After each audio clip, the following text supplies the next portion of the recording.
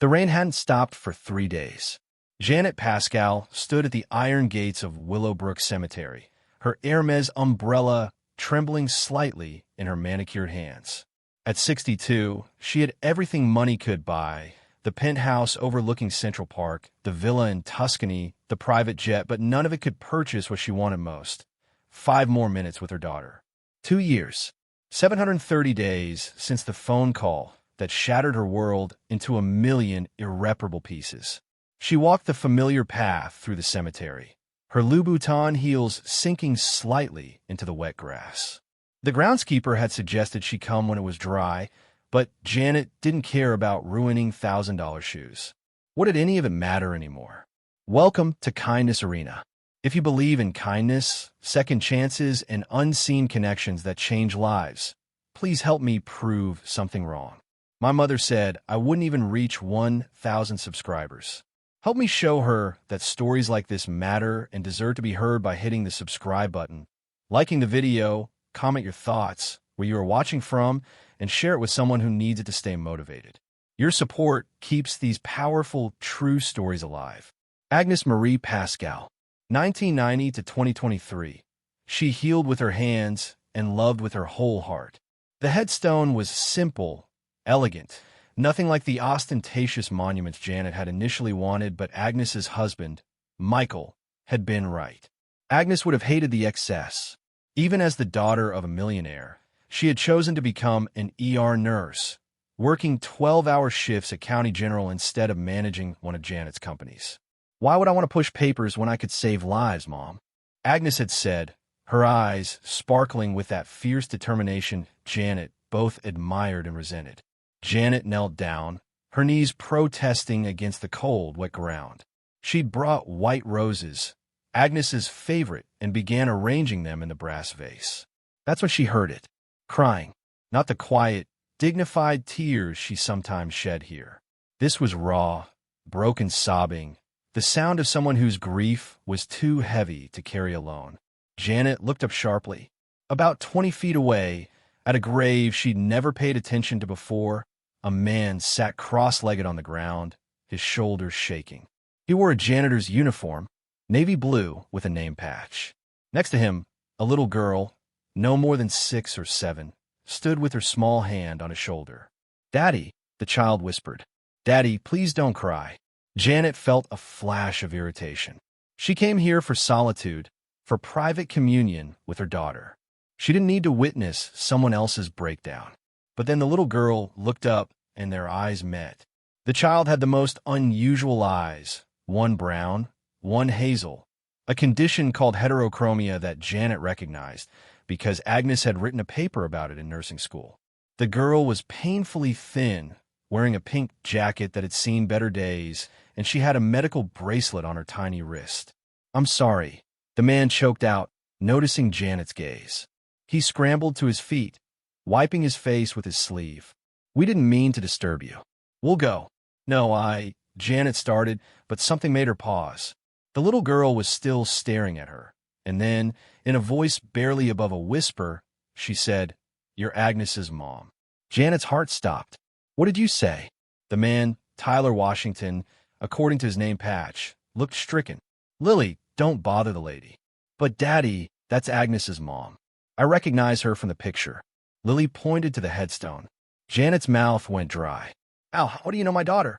Tyler Washington's face crumpled. Fresh tears spilled down his cheeks. "Your daughter," he said, his voice breaking, "saved my little girl's life." The coffee shop near the cemetery was nearly empty. Janet had insisted, practically demanded that Tyler and Lily come with her, tell her everything. She needed to know. Tyler sat across from her in the booth, Lily pressed against his side, still wearing that thin pink jacket. Janet noticed the child's shoes were held together with duct tape. "Start from the beginning," Janet said, her voice softer than she intended. Tyler took a shaky breath. 3 years ago, Lily started getting sick. Really sick. Fevers, bruising, constant fatigue. My wife, Danielle, took Lily to the County General. That's where we met your daughter. Lily perked up. Miss Agnes was the nicest nurse. She always made funny faces when she gave me shots. The doctors ran tests, Tyler continued. Acute lymphoblastic leukemia. Stage 3. He said the words like they still burned his tongue. The treatment plan was aggressive. Chemotherapy, possible bone marrow transplant. The bills. He laughed bitterly. Even with insurance, we were drowning. I work as a janitor at an office building downtown. Danielle waitressed at 3 different restaurants. It wasn't enough. It was never going to be enough. Janet's hands tightened around her coffee cup. Your daughter, Tyler said, his eyes distant. She didn't just care for Lily medically. She saw us. Really saw us. One night, I was sleeping in the chair next to Lily's hospital bed.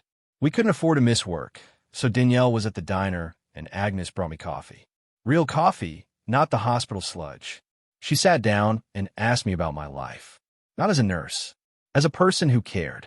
She was good at that, Janet whispered. Lily's treatment was working, but we needed the bone marrow transplant. The costs were. Tyler shook his head. I'd already sold everything we had. We were about to lose our apartment. I was seriously considering taking out a loan from some very bad people. What happened? Agnes happened. Tyler's voice filled with wonder.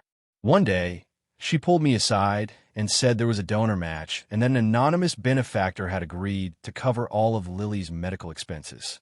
Everything. The transplant, the medications, the follow-up care. Everything. Janet felt her breath catch. I couldn't believe it. I asked her how I could thank them. She just smiled and said some angels prefer to stay anonymous. Tyler wiped his eyes. The transplant was successful. Lily went into remission. Your daughter gave us our miracle. Miss Agnes visited me every day, Lily added quietly. Even on her days off. She brought me books and puzzles. She taught me how to play checkers. After Lily was discharged, Tyler continued. Agnes still checked on us. She'd stop by our apartment, this tiny studio in the bad part of town, and bring groceries, clothes for Lily, sometimes just her company, Danielle, and I thought she was an angel walking the earth. Janet's vision blurred with tears. This was so like Agnes. So perfectly, infuriatingly, wonderfully like her daughter. Then one night, Tyler's voice dropped to a whisper. About 6 months after Lily's remission, your daughter came by. She looked tired. She just finished a double shift, but she wanted to see how Lily was doing. She stayed for dinner. We had spaghetti. Nothing fancy, but she ate like it was a feast. She played checkers with Lily. She told us about her mom, about you, and how you didn't always understand her choices, but she hoped one day you would. Janet's tears spilled over. She left around 9. Told us she loved us. Told Lily to keep being brave. Tyler's hands were shaking. 2 hours later, I got a call from the county general. There'd been an accident. A drunk driver ran a red light on Agnes's way home. The coffee shop fell silent except for the soft jazz playing overhead. She died saving my daughter, Tyler said. And then she died because she took the time to visit us, to make sure we were okay. If she hadn't stopped by that night, if she'd gone straight home. Don't, Janet said sharply. Then, softer, don't do that to yourself. Agnes made her choice to visit you. She made her choice to be there for your family. That was who she was. I tried to come to the funeral, Tyler said. But I couldn't get time off work, and we didn't have money for a sitter for Lily. I wrote you a letter, but I never sent it. What could I possibly say? How could I tell a mother that her daughter died because she was being kind to people like us? People like you? Janet repeated. Poor people. Struggling people. People who couldn't even afford proper funeral flowers. Tyler gestured to himself, to his janitor's uniform, to Lily's duct-taped shoes. You lost your daughter. We lost our angel. But your loss is bigger. You're her mother. No, Janet said firmly. Grief isn't a competition, Mr. Washington. You lost someone you loved. That pain is real, and it's valid. Lily tugged on Janet's sleeve. Are you mad at us? Mad? Why would I be mad? Because if Daddy and I hadn't been sick and poor, Miss Agnes would still be alive. Janet felt something break inside her chest. She slid out of her booth and knelt down beside the little girl, taking her small hands in her own. Listen to me very carefully, Lily. Agnes didn't die because of you. She lived because of people like you. Do you understand? Every person she helped, every life she touched, every moment of kindness she showed, that was her purpose. That was what made her happy. You gave my daughter purpose. You gave her joy. Lily's lip trembled. I miss her. Me too, sweetheart. Me too. Wait, Janet said, as a thought occurred to her.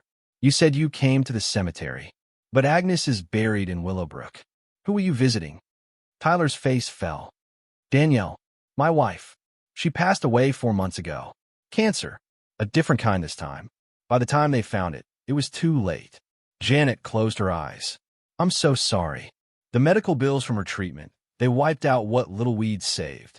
I'm working 3 jobs now, janitor during the day, stocking shelves at night, weekend shifts at a car wash. Lily stays with my neighbor, Mrs. Martha, when I'm working. It's not ideal, but it's all I can afford. Janet looked at this man, this father who was holding himself together with sheer will and duct tape, just like his daughter's shoes. She thought about her empty penthouse, her unused guest rooms, her accounts earning interest while Tyler Washington worked himself to death. What was the anonymous donor amount? Janet asked suddenly. For Lily's transplant? Tyler blinked, confused by the question. I'm not sure exactly. The hospital said it was over $300,000. Why? Janet started laughing. Not hysterical laughter, but the laugh of someone who just solved a mystery. What's funny? Tyler asked, bewildered. Nothing. Everything. Janet wiped her eyes. Mr. Washington, I need to tell you something. 3 years ago, Agnes came to me asking for money. She wouldn't tell me what it was for. We had a terrible fight about it. I thought she was being taken advantage of, that someone was using her good heart. I said no. Tyler's eyes widened. She didn't speak to me for a month after that. When she finally called, she said she'd figured it out, that I'd understand someday. Janet pulled out her phone, scrolling through old messages. I got a bank statement about 6 months before she died. Agnes had liquidated her trust fund, the one her father set up for her. $320,000. I was furious. I thought she'd made a terrible financial decision. Oh God, Tyler breathed. She spent her inheritance on your daughter, in a family she barely knew, and she never told me because she knew I'd try to stop her. Janet smiled through her tears. That was my Agnes. Stubborn, idealistic, beautiful Agnes. The 3 of them sat in silence, the weight of Agnes's love settling over them like snow. Mr. Washington, Janet said finally, I'd like to make you an offer. Ma'am, I can't accept charity. It's not charity. It's a job offer. Janet's mind was already working, clicking through possibilities. I own Pascal Industries. We have 17 buildings in this city alone. I need a facilities manager for our downtown headquarters. The position includes a competitive salary, full health benefits, a housing stipend, and tuition assistance for dependents. Tyler stared at her. I'm a janitor. You're a father who works 3 jobs to take care of his daughter. You're reliable, hardworking, and you clearly understand the value of maintaining a building. The rest can be trained. Janet leaned forward. Let me be clear. This isn't a pity. I need someone I can trust. Someone who understands what it means to fight for something. Someone who knew my daughter and loved her. I don't know what to say. Say you'll think about it. Janet wrote on a napkin and slid it across the table. That's my personal number. Call me when you're ready. Lily tugged on her father's sleeve. Daddy, can we say yes? Please. Tyler looked at his daughter, then at Janet, then at the napkin with the number. Why are you doing this?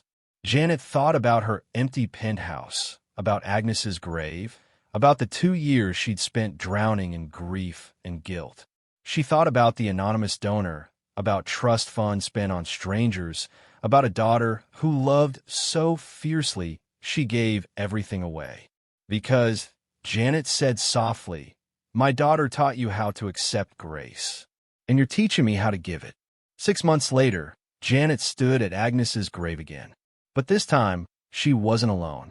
Tyler stood beside her, in a suit instead of a janitor's uniform. Lily held Janet's hand, wearing new shoes, red ones with sparkles, because Agnes would have loved that. We brought flowers, Lily announced, holding up a bouquet of white roses. She would love them, Janet said. Tyler placed his hand on the headstone. I got the promotion you recommended, he told Janet. Director of Facilities. I still can't quite believe it. You earned it, Janet replied. Your efficiency reports speak for themselves. And Lily's doing well in her new school. The private academy near your building. She's making friends. Of course she is, Janet said, smiling at the little girl. She's brilliant, just like her guardian angel. Lily looked up at Agnes's headstone. Do you think Miss Agnes knows that we're okay now? Janet knelt down, brushing a strand of hair from Lily's face. I think she's known all along. I think she set this whole thing in motion in her own mysterious way. Ow! She brought us together, Janet said simply. She left me a message. I just didn't know how to read yet. As they stood there, the millionaire, the facilities director, and the little girl with heterochromia, Janet felt something she hadn't felt in 2 years. Peace. Agnes hadn't died meaninglessly. She'd lived purposefully. And in living, she'd created ripples that continued long after she was gone. She'd saved Lily. She'd given Tyler hope. And now, she'd given Janet a reason to keep going. Thank you, Janet whispered to the headstone, to her daughter, to the universe. Thank you for showing me what really matters. A breeze rustled through the cemetery, warm despite the autumn chill. Somewhere in the distance, a bird sang. And for just a moment, Janet could swear she heard Agnes laughing, that bright, joyful laugh that had always made everything seem possible. Tyler squeezed her shoulder. She'd be proud of you, Mrs. Pascal. Call me Janet, she said. And I hope so. I'm trying to be more like her. You're doing pretty well so far, Tyler said, gesturing to where his old beat-up Honda used to be. In its place was a reliable used Toyota, nothing fancy, but safe and dependable. Janet had insisted on covering it as part of his benefits package. Lily had wandered a few feet away, picking wildflowers that grew between the graves. She brought them back and carefully added them to the white roses. These are from me, Lily announced. Miss Agnes always said wildflowers were strong because they grow anywhere, even where it's hard. Janet's throat tightened.